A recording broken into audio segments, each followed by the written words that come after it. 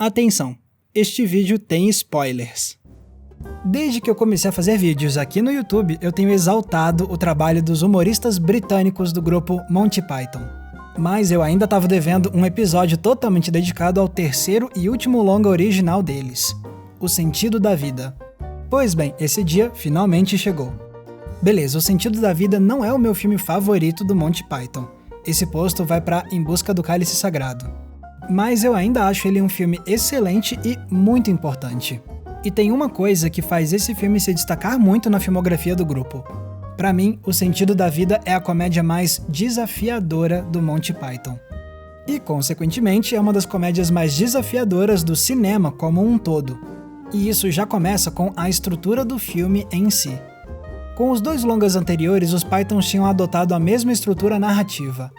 Você tinha uma história com personagens principais, e aí a gente acompanhava eles numa trama muito solta, que servia de fio condutor para amarrar uma série de sketches. E se os fãs esperavam que o próximo longa do grupo ia seguir esse rumo, eles foram surpreendidos.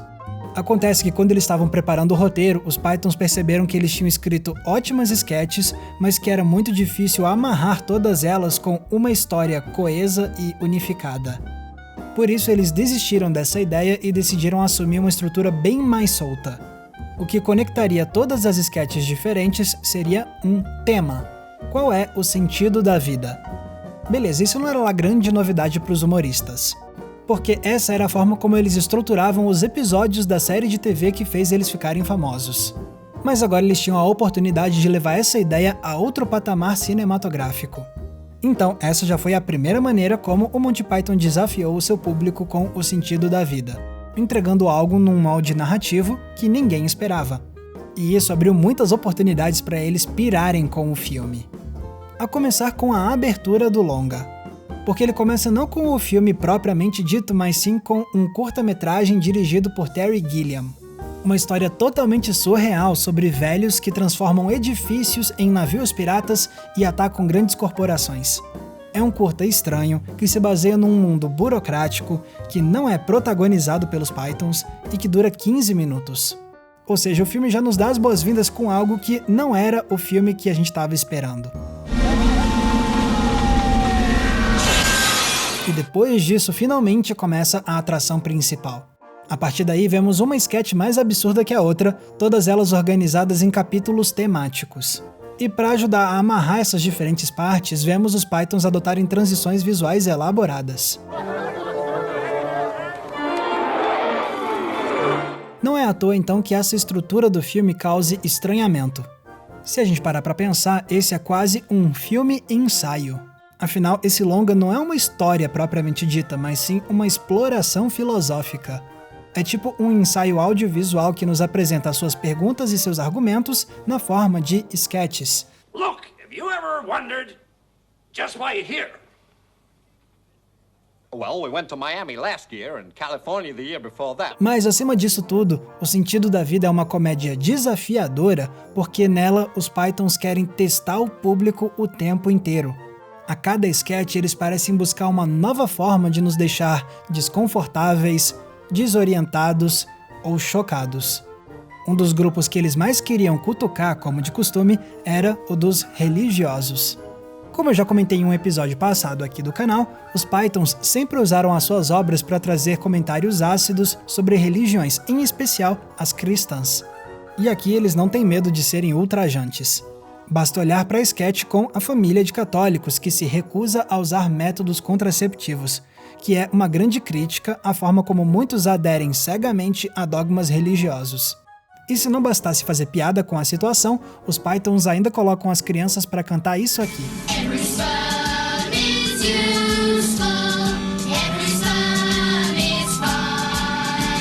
Logo em seguida, eles também miram nos protestantes, com um casal que fica debatendo como eles têm muito mais liberdade sexual do que os católicos, mas não colocam isso em prática na vida deles. E depois vemos uma série de sketches que se passam num internato católico. Como muitos membros do Monty Python estudaram em colégios assim, eles tinham muitas críticas para fazer a esse sistema de ensino, em especial a forma como os professores não tinham sensibilidade humana na hora de educar essas crianças. Owen Jenkins, apparently your mother died this morning. Chaplain? Então beleza, usar religião pra incomodar? Check. Qual poderia ser o próximo passo? Sexo, obviamente. Nos 2 filmes anteriores, o Monty Python tinha sim abordado esse tema, mas ainda de forma relativamente contida. Já em O Sentido da Vida, eles foram bem mais ousados. Essa é uma das obras do grupo que mais aborda esse tema de forma direta e explícita. Como já vimos, naquela sketch dos católicos, muito do impacto vem do fato de vermos crianças cantando sobre reprodução humana. Já na sketch da sala de aula, como é que o professor ensina aos alunos sobre essa mesma reprodução humana? Fazendo esse ato ao vivo com a esposa na frente dos meninos. E mais pro final do filme, eles até criam um breve momento musical em homenagem ao órgão reprodutor masculino. Fica evidente então como nesse filme eles fizeram questão de serem mais safadinhos do que de costume. Isn't it awfully nice to have a penis? Ok, então a lista já tem religião e sexo. O que mais falta? Por que não uma pitada de escatologia?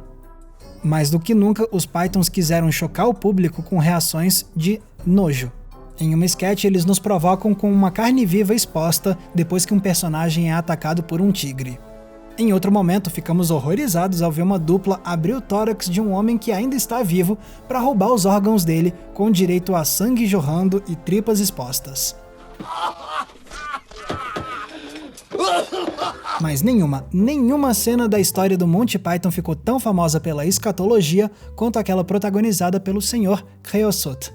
É um momento perturbador que usa comida, vômito e órgãos expostos para criar um incômodo muito extremo na gente.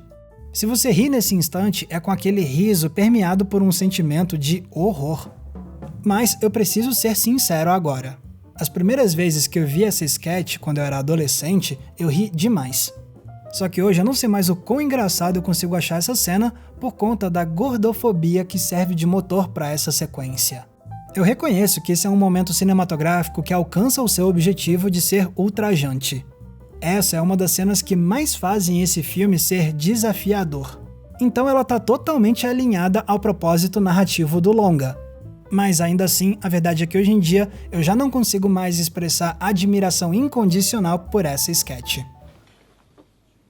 A wise choice, monsieur. Mas enfim, vamos voltar a falar de cenas desse filme que eu adoro. Em especial, tem alguns momentos em que os Pythons simplesmente querem testar a paciência do público. E eles fazem isso de diferentes formas. Na sketch de Onde Está o Peixe, por exemplo, vemos uma das sequências mais surrealistas da história do grupo, em que personagens extravagantes ficam repetindo a mesma pergunta: onde está o peixe? É provavelmente o momento mais nonsense do filme inteiro, e eles esticam essa falta de sentido para ver até onde a gente aguenta. Where can that fish be? Have you thought of the drawers in the bureau? It is the most elusive fish. Outro momento notável é quando eles param aquela sketch sobre o roubo de órgãos para iniciar uma doce canção sobre a nossa galáxia. Pois é, eles interrompem uma sketch para passar quase 3 minutos usando fatos de astronomia para colocar a vida humana em perspectiva. É uma música muito cativante, com uma letra que tem tudo a ver com a temática central do filme e que ainda conta com efeitos visuais encantadores. Mas é inegável também que essa é uma tangente longa e chamativa.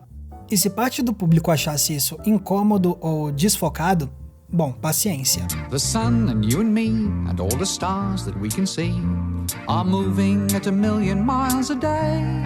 E não tem como esquecer também uma das minhas transições favoritas do filme todo.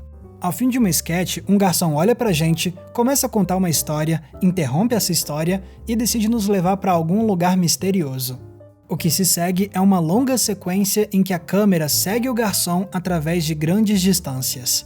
A gente passa minutos só seguindo o cara e vendo ele apressar a gente. Poderia ser uma cena cansativa? Poderia. Mas a estranheza do conceito e a performance afável do Eric Idle evitam que essa parte fique totalmente irritante. Porque convenhamos, eles tentaram sim nos irritar pelo menos um pouquinho com tamanha enrolação. This way.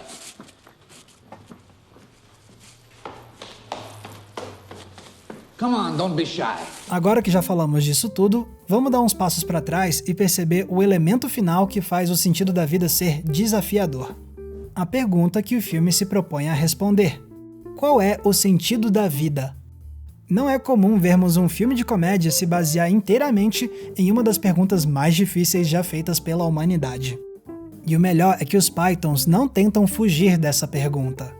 Eles tentam mesmo investigar diferentes respostas para essa questão, só que do jeitinho deles. Usando humor e experimentalismo, eles querem ver se o sentido da vida é reproduzir e dar continuidade à nossa espécie, se é defender a terra onde você nasceu, se é ser feliz em comunidade, se é ter uma boa vida após a morte, ou se é fútil tentar responder essa questão frente à infinitude do universo. Significa que os Pythons nos desafiam com uma pergunta difícil e usam ela como ponto de partida. Eles exploram diferentes facetas da experiência humana, vendo o que tem de ridículo nela e usando uma narrativa caótica para mostrar como pode ser desorientador procurar o sentido da vida. E na falta de uma resposta super elaborada, eles se despedem da gente com uma possível solução para o problema de qual é o sentido da vida. Well, it's nothing very special. Try and be nice to people, avoid eating fat, read a good book every now and then, get some walking in, and try and live together in peace and harmony with people of all creeds and nations. No fim das contas, essa proposta inusitada do filme deu muito certo. O sentido da vida mostrou como os Pythons estavam dispostos a mudarem de direção e experimentarem com ideias diferentes. E isso fez o sentido da vida se tornar uma das comédias mais únicas da história do cinema. Quantos filmes desse gênero você conhece que se propõem a ser não só uma coleção de sketches, mas também um ensaio cinematográfico sobre filosofia? Difícil, né? Fora isso, o sentido da vida ajudou a abrir o caminho para outras comédias que se propuseram a desafiar o público. Por exemplo, a meu ver, sem o sentido da vida, não existiriam os filmes do Borá, que também conseguem ser subversivos, incômodos e geniais, tudo ao mesmo tempo. Michael Penis! Michael Penis! I brought the girl for you! Don't worry, I won't get jealous! Então não me entenda mal quando eu digo que O Sentido da Vida não é o meu filme favorito do Monty Python. Só porque ele não está exatamente no mesmo nível dos outros filmes, não quer dizer que ele não seja brilhante também. Essa é sim uma obra-prima da comédia, que usou religião, sexo, escatologia e filosofia para nos impactar das formas mais diversas. É por isso que, se você estiver disposto a ser desafiado por um filme ao mesmo tempo em que você ri aos berros, você precisa dar uma chance a esse longa também. Galera, muito obrigado por terem conferido o episódio de hoje. E pessoal, se vocês querem ajudar a gente a continuar produzindo vídeos toda semana para vocês, vocês podem se tornando apoiadores da nossa campanha no Apoia-se. Até porque os nossos apoiadores ganham acesso a conteúdos exclusivos que eu preparo só para eles. Tem recomendação de filme, tem grupo fechado, tem live exclusiva e tem também o nosso Cineclube Entre Planos para a gente debater um filme por mês via videoconferência. Para conferir todos os detalhes da nossa campanha, é só clicar no link que está aqui embaixo na descrição. E se vocês quiserem me ouvir falando ainda mais sobre filmes e séries, vocês podem escutar o meu podcast, o Cena Aberta, que sai 2 vezes por semana nos seus aplicativos favoritos de áudio digital. E se quiserem me procurar nas redes sociais, é muito fácil, basta me procurar usando os nomes que estão aparecendo aqui embaixo de mim. Mais uma vez, muito obrigado pela audiência, um abraço e até a próxima sessão.